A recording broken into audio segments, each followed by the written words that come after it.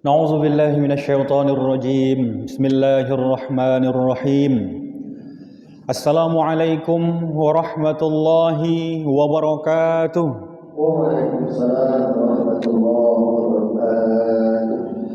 الحمد لله الذي هدانا لهذا وما كنا لنهتدي لولا أن هدانا الله وأشهد أن لا إله إلا الله وحده لا شريك له وأشهد أن سيدنا ونبينا محمدا عبده ورسوله اللهم صل وسلم وبارك على سيدنا محمد وعلى آله وأصحابه أجمعين وبعد قالوا سبحانك لا علم لنا إلا ما علمتنا إنك أنت العليم الحكيم اللهم يسر ولا تعسر Allahumma tammim bil khair wala haula wala quwwata illa billahil aliyil azim. Jamaah salat zuhur yang dirahmati Allah Subhanahu wa taala. Sama-sama kita mulakan majelis kita ini dengan melafalkan hamdalah sebagai bentuk pujian dan rasa syukur kita tanpa syarat kepada Allah Subhanahu wa taala. Alhamdulillahirabbil alamin. Mudah-mudahan Allah perkenankan kita dengan memujinya karena pujian hanyalah miliknya, menjadi pujian orang-orang yang benar-benar menghambakan secara totalitas kepada Allah Subhanahu wa taala. Kemudian mudah-mudahan kita menjadikan Rasulullah sallallahu alaihi wasallam sebagai suri dan teladan dalam kehidupan kita. Rasulullah yang sunnahnya senantiasa kita ikut dan syafaatnya kelak kita harapkan. Kemudian kepada beliau kita haturkan salawat dan berkirim salam. Allahumma salli ala Muhammad wa ala ali Muhammad. Jamaah yang dirahmati Allah Subhanahu wa taala, yang sama-sama kita hormati tentunya dan kita muliakan tuan imam kita, tuan guru kita. Begitu juga kepada ketua BKM merangkap jajaran pengurusnya, umumnya seluruh yang hadir di masjid yang kita cintai ini. Mudah-mudahan Allah jadikan pertemuan kita ini menjadi pertemuan yang menjadi wasilah. Mudah-mudahan Allah jadikan kita, keluarga kita, orang tua kita, anak keturunan kita senantiasa dalam kehidupan ini diliputi oleh hidayah dan taufiknya Allah, dan kelak di akhirat kita semua mendapatkan keampunan dan keridhaan Allah Subhanahu wa taala. Baiklah Bapak Ibu yang dirahmati Allah Subhanahu wa taala, izinkan saya menyampaikan satu hadis dan tentu diikuti dengan penjelasan agama yang lain tentang satu hal atau satu keadaan yang siapapun kita hadir di masjid ini mustahil kita bisa melewati itu semua. Artinya siapapun kita yang ada di masjid ini pasti akan mengalami itu semua, yaitu namanya kematian. Tapi kita tidak bahas soal kematian, bagaimana peristiwa biahwalil mautanya itu. Sebelum masuk fase yang kita sebut kematian itu, ada satu tahapan yang akan kita alami semua di sini tanpa terkecuali. Fase itu adalah disebut dengan sakaratul maut. Sakaratul maut ini Bapak Ibu sekalian adalah ujian terakhir bagi kita semua, siapapun kita. Apapun status sosial kita hari ini, atau apapun jalan hidup yang kita tempuh dan kita pilih hari ini, pada akhirnya nanti ujian kita sebelum menghadap kepada Allah Subhanahu wa taala, ujiannya itu berada pada sakaratul maut. Ujian apa? Ujian untuk mempertahankan keimanan dan baik sangka kita kepada Allah Subhanahu wa taala. Sebagaimana diriwayatkan Imam Bukhari itu, jauh hari sudah ditegaskan dan diingatkan oleh Rasulullah sallallahu alaihi wasallam. Apa kata Rasulullah? La yamutanna ahadukum illa wa huwa yuhsinuz dhanna billah. Diriwayatkan oleh Imam Bukhari. Rasulullah jauh hari sudah mengingatkan dan menegaskan kepada kita semua bahwa jangan sampai kalian mati. Para ulama menjelaskan keadaan ini ketika sakaratul maut. Jangan sampai kalian mati, kata Rasulullah, kecuali kalian mempertahankan baik sangka kepada Allah Subhanahu wa taala. Mengapa Rasulullah mengingatkan dengan tegas kepada kita semua? Karena Bapak Ibu, Sakaratul maut itu adalah ujian terakhir bagi kita. Panjang amal kebaikan kita selama kehidupan di dunia ini. Macam-macam aktivitas ibadah kita lakukan. Tapi pada akhirnya nanti ujiannya adalah bagaimana kita mempertahankan keimanan dan baik sangka kepada Allah ketika sakaratul maut. Tentu kita sama-sama sudah mengetahui bahwa ketika sakaratul maut itu dialami oleh manusia, sakitnya minta ampun. Dalam beberapa riwayat, bagai tebasan pedang ratusan kali di tempat yang sama, bagai kambing dikuliti hidup-hidup, dan sebagainya. Nah, ketika sakit yang dialami oleh manusia ketika sakaratul maut itu, Bapak Ibu, ternyata di sana ujian datang kepada mereka, tentu juga akan terjadi kepada kita. Ujian apa? Sejauh mana kita mampu mempertahankan keimanan dan baik sangka kita kepada Allah. Para nabi mengalami sakit sakaratul maut. Yang paling ringan, kalau tidak salah pernah saya sampaikan sedikit di sini, yang paling ringan sakaratul mautnya itu, siapa yang paling ringan? Dalam satu riwayat, sebagaimana Imam Qurtubi jelaskan dalam tazkirahnya, salah satu orang yang ringan itu adalah Nabi Ibrahim. Ketika beliau mati, ditanya oleh Allah, "Ya Khalili, wahai kekasih, orang yang paling dekat denganku, apa yang kau alami ketika sakaratul maut, ketika kau meregang nyawa?" kata Allah kepada Nabi Ibrahim. Apa kata Nabi Ibrahim? Yang aku alami itu tak ubahnya seperti ada kain wol yang basah, lalu ada besi yang panas, lalu diletakkan besi di kain itu, seketika ketika kain yang basah itu mengering, kata Nabi Ibrahim. Itu yang paling ringan. Sedangkan para nabi mengalami apa yang disebut sebagai sakitnya sakaratul maut itu, apalagi kita yang bukan nabi. Nah, ketika mengalami sakit sakaratul maut itu, Bapak Ibu, itu ujian ternyata. Nanti saya jelaskan sedikit kenapa bisa sakit. Maka ketika saat itu, yang dimaksudkan Rasulullah, la yamutanna ahadukum, jangan sampai ketika sakaratul maut itu kalian kecuali mempertahankan baik sangka kepada Allah. Ternyata cobaannya macam-macam. Nanti cari nama kitabnya Imam Qurtubi, At-Tazkirah fi Ahwalil Mauta wa Umuril Akhirah. Kalau tidak salah saya ada sudah terjemahannya. Beliau kutip Quran, Sunnah, pendapat para ulama, tentu tabi'in, semuanya. Kemudian dia himpun satu kitab itu, seluk-beluk kematian dan urusan-urusan akhirat. Di dalam sana dijelaskan bahwa ketika sakaratul maut itu rasa sakit, setan datang menggoda kepada kita. Apa yang dia goda? Kira-kira kalau kita bahasa Medan kan begini. Sakit kita alami sakaratul maut itu, datang setan itu. Tengok kan, 5 waktu kau sholat, tidak tinggal jamaahmu, umroh kau sudah, haji sudah, sedekahmu banyak, tidak pernah kau fitnah tetanggamu. Tapi tengok kan, sakit juga kau sakaratul maut, kata setan itu. Itu tandanya Allah tidak sayang sama kau, katanya. Lalu tiba-tiba karena keimanan kita kurang, lalu kita katakan, betul juga ya, ketika dunia dulu capek aku berbuat baik, tapi ketika sakaratul maut sakit yang kurasakan. Hati-hati. Ingat sebagaimana kita sama-sama kenal hadisnya, ana inda dhanni abdi bi.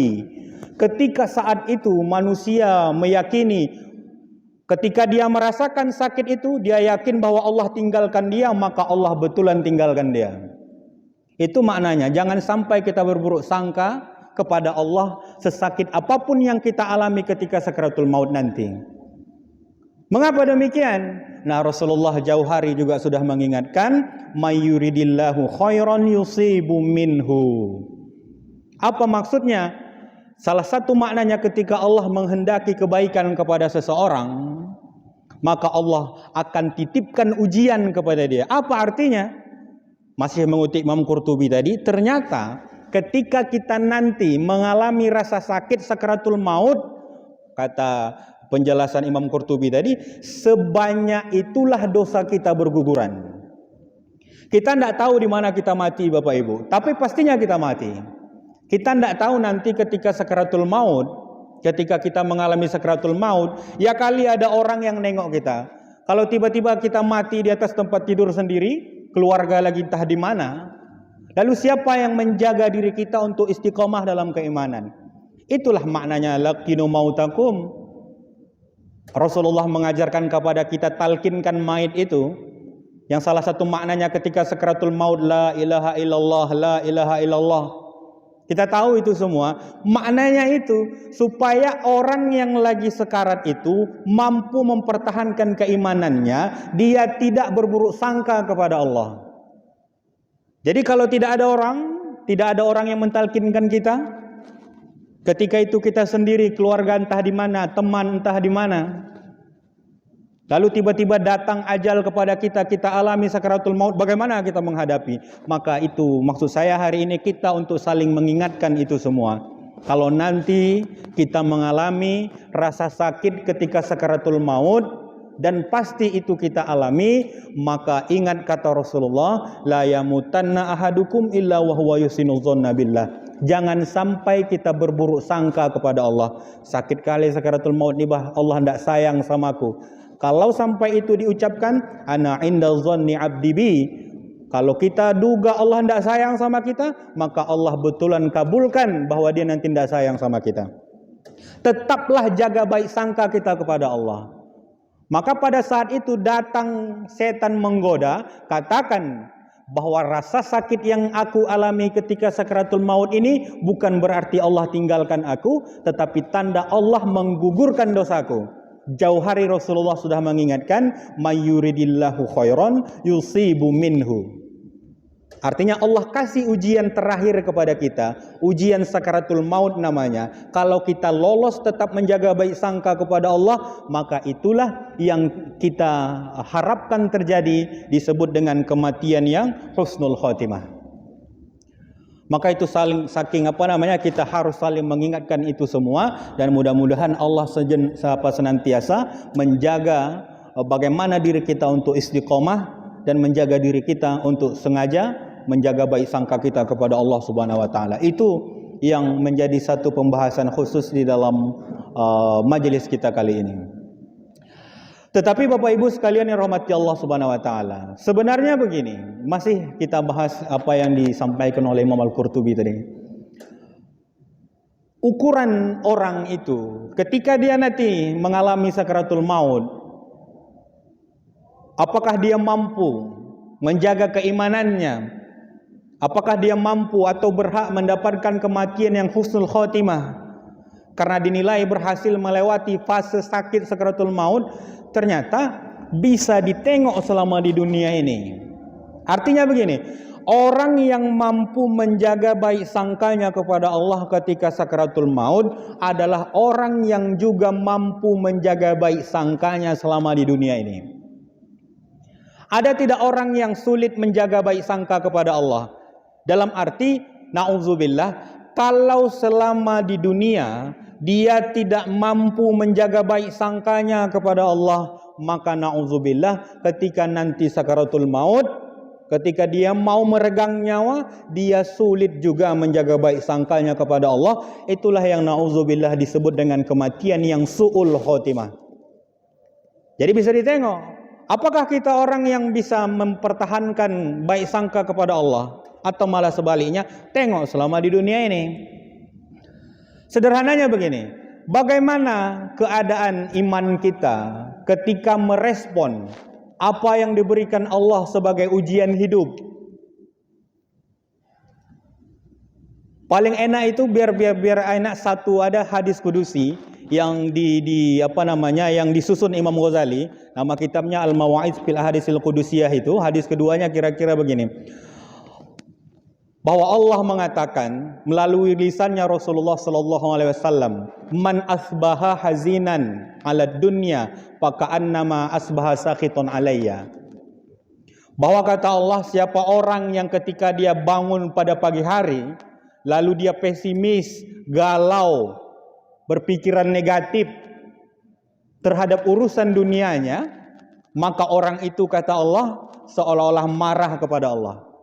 Nah, lanjutannya, bagi orang yang selalu mengutuk-ngutuk kehidupannya, bagi orang yang selalu berpikiran pesimis terhadap kehidupan dunianya, Dalam lanjutan hadis itu kata Allah, "Faka'annama akhadha rumhan yuqatiluni bih." Orang yang selalu mengeluh-mengeluh kehidupannya itu, orang yang selalu berburuk sangka terhadap takdir Allah itu, mengapa begini ya hidupku ini, mengapa begini, mengapa begitu? Faka'annama akhadha rumhan yuqatiluni bih, kata Allah. Orang itu seolah-olah mengambil tongkat lalu mengajak berperang secara terbuka kepada Allah Subhanahu wa taala. Mengerikan sekali tentunya. Ini salah satu yang bisa menjadi bahan muhasabah bagi diri kita.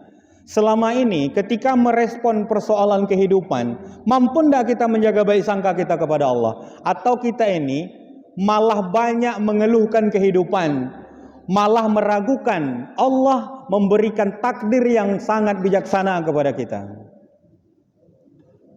Itu yang menjadi satu permasalahan yang harus kita evaluasi diri kita.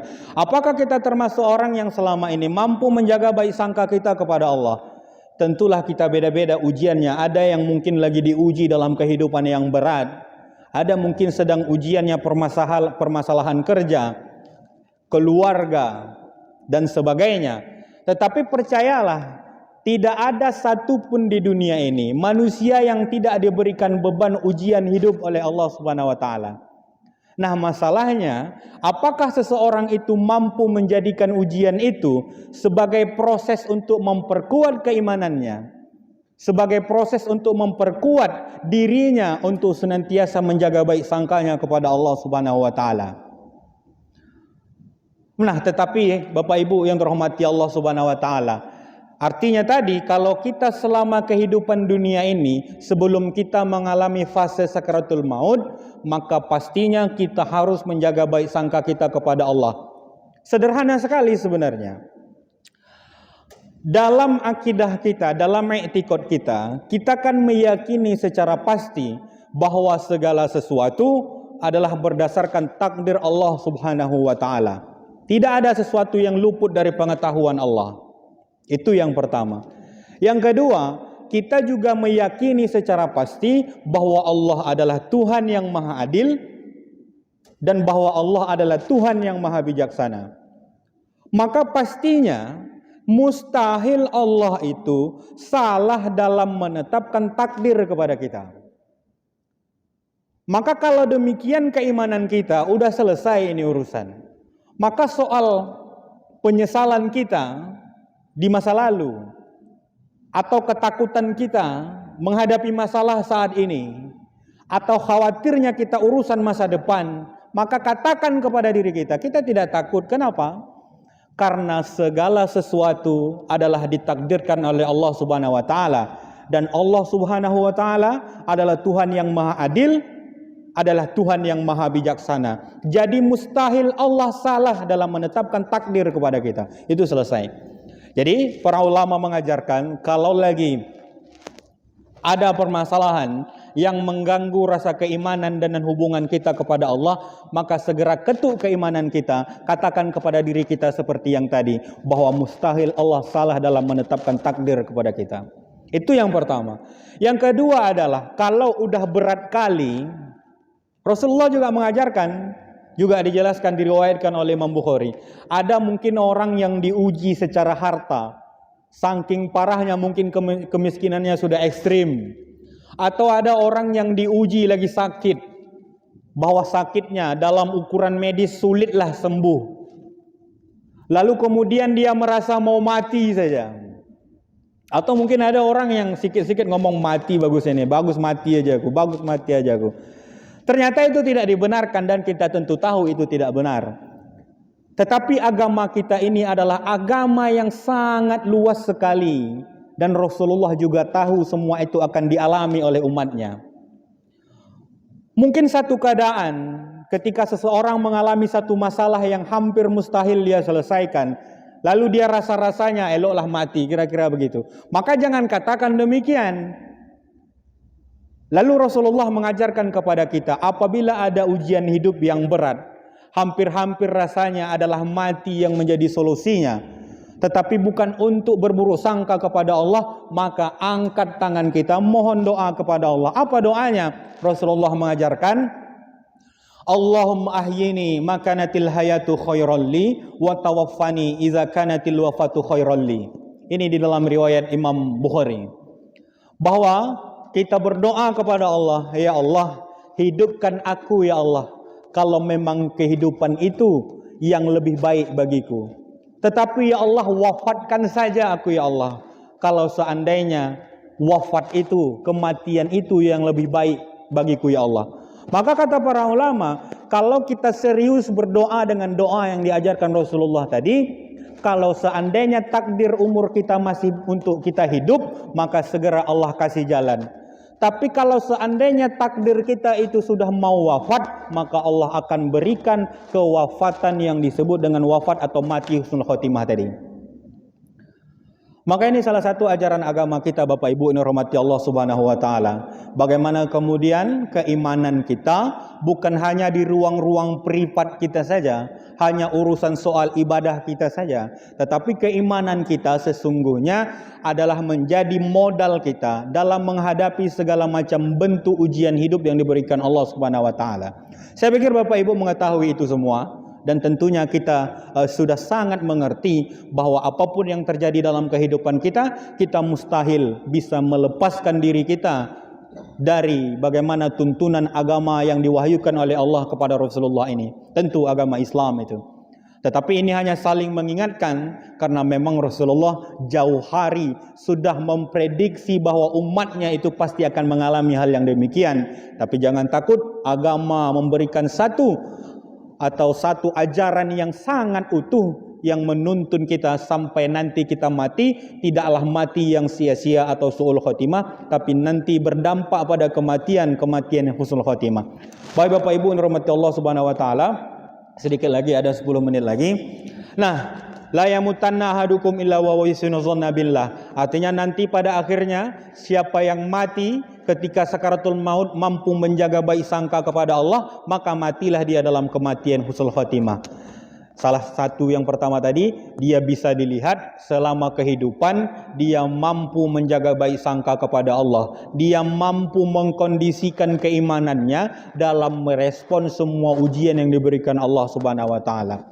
Nah, selanjutnya sebagai penutup juga, supaya kita masuk dalam fase itu, supaya kita mendapatkan kematian yang husnul khotimah tadi, supaya kita bisa mempertahankan keyakinan kita kepada Allah Subhanahu wa taala, kalau kita kutip dalam riwayatnya Imam Ahmad itu, paling tidak ada 4 hal yang harus kita lakukan. Saya jelaskan singkat saja. 4 hal ini adalah yang kalau kita lakukan dan perjuangkan, atau kita dawamkan, atau kita rutinkan dalam kehidupan, insya Allah ini menjadi satu upaya yang akan berbuah hasil bisa mendapatkan kematian yang husnul khotimah tadi. Bahwa yang pertama, seseorang yang akan mendapatkan kematian yang husnul khotimah, atau orang yang mampu menjaga baik sangkanya kepada Allah ketika datang rasa sakit sakaratul maut kepada dia, adalah orang yang hayyiniyah itu. Hayyin. Siapa itu? Orang yang kalau dalam hidup ini senantiasa dia merendah hati. Nah, orang yang senantiasa rendah hati dalam hidup nanti akan dipermudah ketika dia mengalami kematian atau sakaratul maut. Apa maksud rendah hati ini? Rendah hati ini bukan rendah diri. Justru rendah diri itu diharamkan di dalam agama. Bahkan termasuk dalam satu hadis kudusi, kalau ada orang merendahkan diri kepada seorang yang ghanirina, kepada orang kaya, atau orang itu menghormati orang lain karena kekayaannya, maka hilang 3/4 agama kawan tuh. Nah, tapi kalau yang disebut dengan hayyiniyah ini adalah orang yang rendah hati, selalu berpikiran terbuka. Dia yakin Allah memberikan nikmat kepada dia, tapi dia juga yakin ada juga kebaikan dari orang lain. Jadi selalu berpikiran terbuka. Selalu berharap ada keterbukaan dalam hidupnya untuk betul-betul mendapatkan kebenaran di dalam agama ini. Ini orang yang rendah hati. Dalam bahasa agama kita, hayyiniyah kadang disebut juga dengan tawadhu dan seterusnya. Maka Bapak Ibu rahmati Allah Subhanahu wa taala, biar singkatnya, kalau biar enak mati, maka latihlah dalam kehidupan ini yang pertama hayyin itu, supaya kita senantiasa menjaga rendah hati. Rendah hati dalam apa? Rendah hati dalam hal mencari satu kebenaran yang dituntun oleh agama kita secara utuh. Yang kedua, dalam hadis yang sama, orang yang akan mudah nanti kalau dia mati adalah orang yang kalau tadi hayyin sekarang layin, itu dia. Layin itu apa? Orang yang lisannya lemah lembut tutur katanya. Orang yang lemah lembut tutur katanya, yang kata-kata yang dia keluarkan itu tidak menyakiti hati orang lain, dalam riwayat ini juga akan mendapatkan kesempatan kematian yang dipermudah oleh Allah Subhanahu wa taala. Ini bukan saya mau mengkhususkan ke pribadi orang tertentu, tidak, saya hanya berbicara secara umum. Di dalam agama kita, dalam akhlak kita yang diajarkan oleh Rasulullah SAW, tidaklah dibenarkan. Kan kalau kita ini kan ada sesekali orang itu ngomong begini, dia itu mulut dia aja yang pedas, hati dia baik, itu tidak ada. Dia itu mulutnya aja yang kasar, hatinya itu tidak baik. Itu tidak sesuai dengan riwayat ini, tidak lain dia. Kenapa? Karena dalam agama kita akhlaknya, ketika orang cakapnya ceplas-ceplos saja gitu, tidak berpikir bagaimana orang lain sakit hati atau tidak, tanda kerendahan cara berpikirnya untuk mengontrol apa yang mau dia ucapkan itu. Itu salah satunya. Termasuk orang yang jahil itu adalah orang yang tidak mampu menekan emosinya ketika berbicara. Artinya dia tidak pilih-pilih diksi, tidak pilih-pilih kalimat, asalkan terlintas langsung ucapkan saja. Lalu dia berlindung dengan kata-kata, aku ini mulutku aja yang pedas tapi hatiku baik. Itu bukan akhlak kita. Akhlak yang diajarkan oleh Rasulullah SAW itu adalah layyiniyah, orang yang berlemah lembut dalam tutur kata dan berlemah lembut dalam sikap dan perbuatan tata laku dalam kehidupannya. Maka Bapak Ibu yang dirahmati Allah Subhanahu wa taala, selain rendah hati, maka lakukan apa yang disebut dengan layyin atau berlemah lembut dalam tutur kata. Maka orang yang tidak mampu menjaga lisannya, orang yang tidak mampu menjaga tutur katanya, adalah orang yang sengaja tidak mau menjaga agamanya. Sebagai orang yang beriman dan benar-benar ingin mengikuti bagaimana akhlak yang diajarkan oleh Rasulullah, yang nanti buahnya atau samarohnya itu bisa mendapatkan kematian yang enak tadi, mulai sekarang mulailah kita atur susun kata kita supaya tidak bisa menyakiti orang lain. Yang ketiga adalah sahlin itu. Sahlin ini kata Rasul, penjelasan para ulama, adalah orang yang mudah dan mempermudah urusan orang lain. Ini tanda menjadi satu orang supaya matinya nanti mati yang termasuk kematian yang husnul khotimah, selalu mempermudah urusan orang lain. Terkadang orang dibalik, kalau bisa dipersulit kenapa yang dipermudah. Nah itu memang sengaja dia mau matinya mati yang tak enak itu. Apa yang dimaksud orang yang mempermudah urusan orang lain atau yang disebut sahlin? Sederhana sekali. Allah katakan fattaqullaha mastata'tum, bertakwalah, takutlah, terhubunglah kepada Allah sesuai dengan kemampuan kita. Maka kita tengok saat ini Allah mampukan kita sebagai seorang yang seperti apa.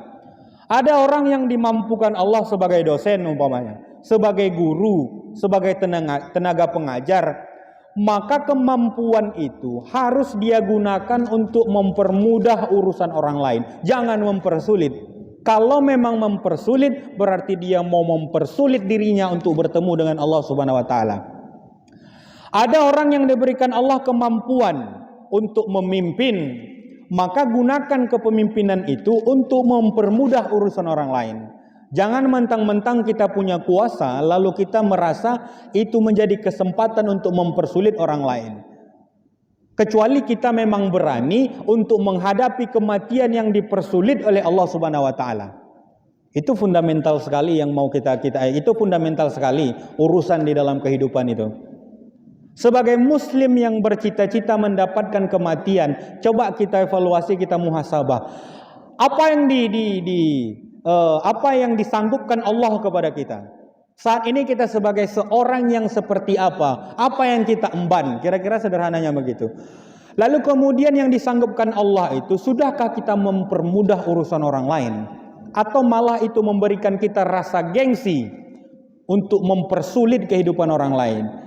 Kalau kita gunakan kemampuan itu untuk mempermudah urusan orang lain, maka insya Allah kematian kita akan kematian yang husnul khotimah. Tapi kalau kita gunakan kemampuan kita itu untuk mempersulit orang, berarti kita memang nekat mau bertemu Allah dengan cara mati yang sulit itu. Yang terakhir adalah qaribim minan nas, orang senantiasa yang dekat dengan manusia. Kalau orang yang dekat dengan manusia tentulah orang yang sudah rendah hati, orang yang sudah lemah lembut, orang yang mempermudah kehidupan orang lain, berarti orang itu sudah termasuk qaribim minan nas, orang yang kata Rasulullah dekat dengan kehidupan manusia. Tinggal kita tidak tahu sebenarnya, jangan-jangan kehadiran kita ini ditunggu orang lain, atau kehadiran kita malah mengganggu orang lain. Mengganggu bukan karena apa-apa, tapi karena kalau kita datang membuat orang menjadi lebih susah kehidupannya. Jangan-jangan kehadiran kita menjadi sesuatu yang memudratkan orang lain. Tentu ini tidak mendekatkan kita dengan kehidupan sesama manusia. Maka Bapak Ibu yang dirahmati Allah Subhanahu wa taala, ringkas saja, tidak ada nasihat yang paling agung kata agama kita kecuali nasihat seputar tentang kematian. Panjang kehidupan kita pada akhirnya juga akan mati. Kemudian banyak sudah mungkin yang kita dapatkan dari guru-guru kita, penceramah kita. Ada yang kita lupa, ada yang sedikit kita ingat. Tetapi pastikan satu nasihat yang tidak boleh kita lupakan dan kita harus saling mengingatkan bahwa kita semua di sini pasti akan mengalami kematian. Dan sebelum fase kematian itu ada yang disebut dengan sakratul maut. Ketika kita mengalami sakratul maut, jangan lupa untuk menjaga baik sangka kepada Allah. Karena sakit yang kita alami adalah penggugur dosa-dosa kita. Kemudian supaya kita bisa sampai ke sana sehingga kematian kita husnul khotimah, maka jangan berburuk sangka kepada Allah. Jadilah orang yang senantiasa rendah hati terhadap kebenaran. Jadilah orang yang lemah lembut dalam bertutur kata dan bersikap. Jadilah orang yang senantiasa mempermudah urusan orang lain, jangan mempersulit. Maka mudah-mudahan kita termasuk qaribim minan nas, orang yang senantiasa dekat dengan kehidupan manusia karena senantiasa mempermudahkan. Pada akhirnya nanti kita semua di sini dan tentunya keluarga kita juga bisa mendapatkan kematian yang husnul khotimah itu. Mudah-mudahan bermanfaat. Saya kembalikan itu. Ya, terima kasih mengucapkan kepada Ustaz telah memberikan pertanyaannya kepada kita bersama. Itu kami persilakan kepada Bapak Ibu jemaah sekalian bagi yang bertanya seputar yang disampaikan atau yang lain juga kami persilakan. Assalamualaikum warahmatullahi wabarakatuh. Waalaikumsalam warahmatullahi wabarakatuh.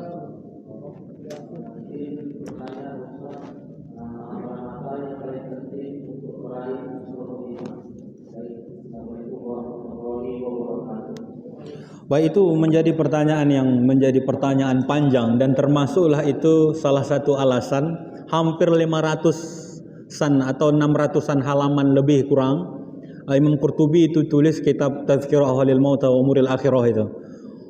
Salah satu pokok yang menjadi soalnya itu adalah bagaimana atau apa amalan supaya kita bisa mendapatkan kematian husnul khotimah. Itu dua hal yang tadi kita pertahankan, bagaimana i'tikad dan husnuzan kita kepada Allah. Itu amal yang penting. Mungkin maksud Tuhan ini apa doanya, apa zikirnya, itu memang banyak sekali, termasuk doa kita minta husnul khotimah dan seterusnya, termasuk 10 hal yang kita baca tadi ketika sholat. Allahumma hawwin alaina fi sakaratil maut, itu doanya.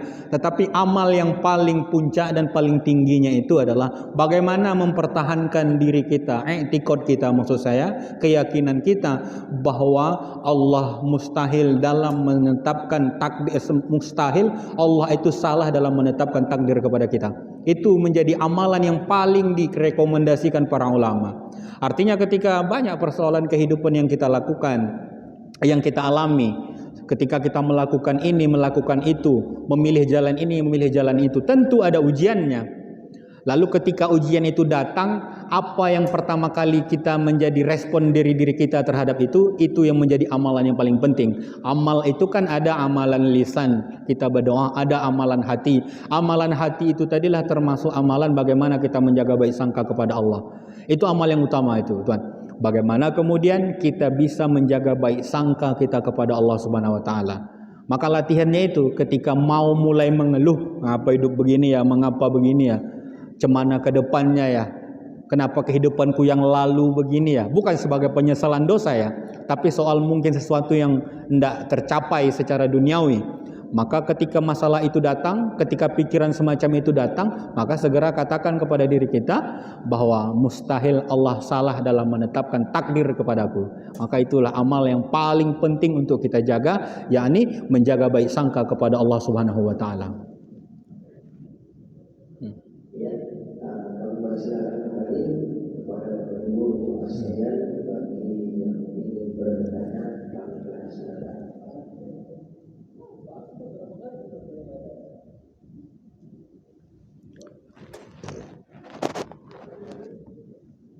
Doa.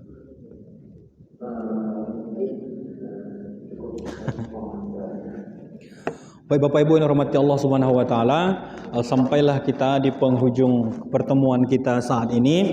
Tentu ya, kita berdoa kepada Allah Subhanahu wa taala, ini hanya saling mengingatkan, karena memang Rasulullah itu katakan minimal kita ini sehari semalam itu mengingat kematian itu sebanyak 20 kali. Lepaslah kita itu disunnahkan oleh agama kita. Maka mudah-mudahan ini menjadi termasuk mengamalkan bagaimana Rasulullah perintahkan kepada kita. Yang paling penting ini menjadi pengingat kepada saya pribadi dan Bapak Ibu semua. Nanti ketika datang ajal, kedatang sakaratul maut itu, kita tetap menjaga baik sangka kita kepada Allah Subhanahu wa taala. Jangan sampai kita berpikir Allah tinggalkan kita. Mudah-mudahan kita semua bisa mengalami semacam itu dengan keadaan yang sebaik-baiknya. Kita berdoa liridwaillahi taala. Al-Fatihah. Bismillahirrahmanirrahim.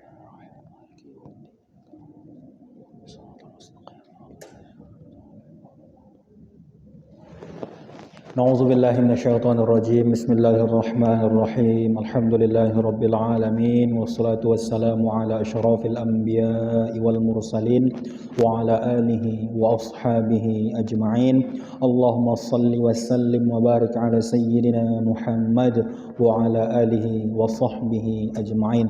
Allahumma sakhkhir lana al-kutuba kullaha, Allahumma sakhkhir lana al-kutuba kullaha, Allahumma sakhkhir lana al-kutuba kullaha, Allahumma arzuqna fahman nabiyyin wa hifdzal mursalin wa ilhamal malaikatil muqarrabin bi rahmatika ya arhamar rahimin.